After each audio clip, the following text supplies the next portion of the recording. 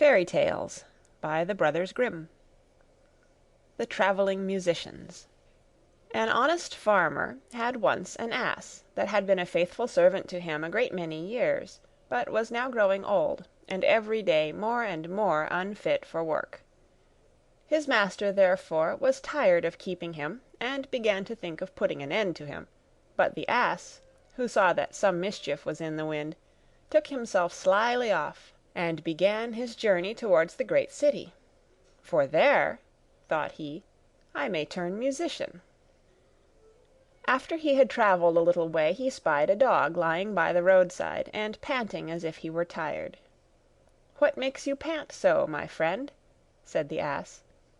"Alas!" said the dog, "my master was going to knock me on the head, because I am old and weak, and can no longer make myself useful to him in hunting, so I ran away. But what can I do to earn my livelihood?" "Hark ye," said the ass, "I am going to the great city to turn musician. Suppose you go with me, and try what you can do in the same way." The dog said he was willing, and they jogged on together. They had not gone far before they saw a cat sitting in the middle of the road, and making a most rueful face. "Pray, my good lady," said the ass, "what's the matter with you? You look quite out of spirits." "Ah me!" said the cat, "how can one be in good spirits when one's life is in danger? Because I am beginning to grow old, and had rather lie at my ease by the fire than run about the house after the mice, my mistress laid hold of me and was going to drown me, and though I have been lucky enough to get away from her, I do not know what I am to live upon." "Oh!" said the ass, "by all means go with us to the great city. You're a good night singer, and may make your fortune as a musician." The cat was pleased with the thought, and joined the party. Soon afterwards, as they were passing by a farmyard, they saw a cock perched upon a gate, and screaming out with all his might and main. "Bravo!" said the ass. "Upon my word, you make a famous noise. Pray, what is all this about?"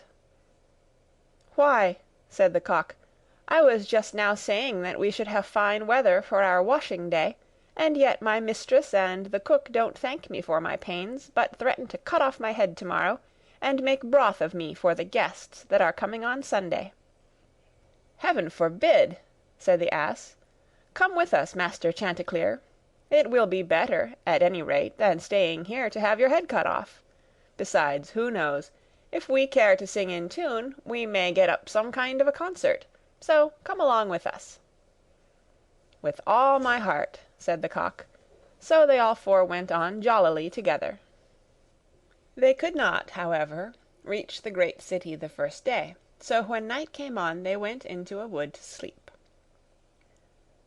The ass and the dog laid themselves down under a great tree, and the cat climbed up into the branches, while the cock, thinking that the higher he sat the safer he should be, flew up to the very top of the tree, and then, according to his custom, before he went to sleep, looked out on all sides of him to see that everything was well.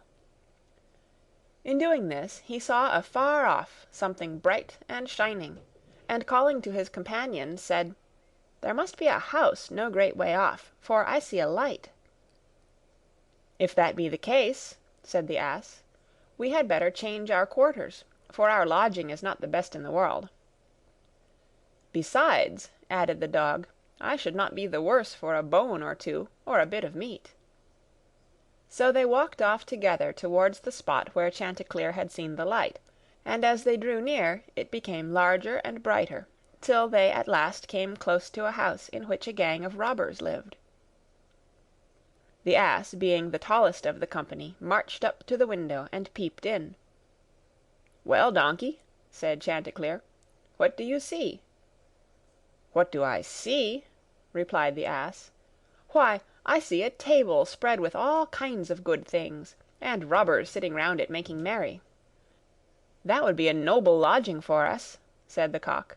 "Yes," said the ass, "if we could only get in." So they consulted together how they should contrive to get the robbers out, and at last they hit upon a plan.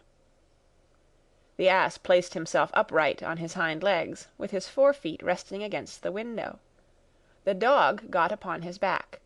The cat scrambled up to the dog's shoulders, and the cock flew up and sat upon the cat's head. When all was ready, a signal was given, and they began their music. The ass brayed, the dog barked, the cat mewed, and the cock screamed, and then they all broke through the window at once, and came tumbling into the room, amongst the broken glass, with a most hideous clatter. The robbers, who had been not a little frightened by the opening concert, had now no doubt that some frightful hobgoblin had broken in upon them, and scampered away as fast as they could. The coast once clear, our travellers soon sat down, and dispatched what the robbers had left, with as much eagerness as if they had not expected to eat again for a month. As soon as they had satisfied themselves, they put out the lights, and each once more sought out a resting-place to his own liking. The donkey laid himself down upon a heap of straw in the yard. The dog stretched himself upon a mat behind the door. The cat rolled herself up on the hearth before the warm ashes, and the cock perched upon a beam on the top of the house, and, as they were all rather tired with their journey, they soon fell asleep. But about midnight, when the robbers saw from afar that the lights were out, and that all seemed quiet, they began to think that they had been in too great a hurry to run away, and one of them, who was bolder than the rest, went to see what was going on. Finding everything still, he marched into the kitchen, and groped about till he found a match in order to light a candle, and then, espying the glittering fiery eyes of the cat, he mistook them for live coals, and held the match to them to light it. But the cat, not understanding this joke, sprang at his face, and spat and scratched him. This frightened him dreadfully, and away he ran to the back door. But there the dog jumped up and bit him in the leg, and as he was crossing over the yard the ass kicked him, and the cock, who had been awakened by the noise, crowed with all his might.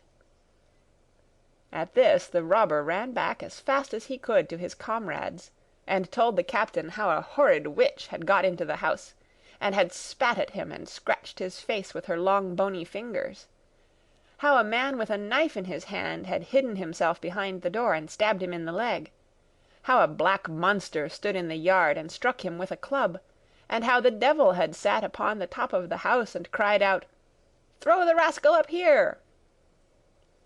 After this the robbers never dared to go back to the house, but the musicians were so pleased with their quarters that they took up their abode there, and there they are, I dare say, at this very day.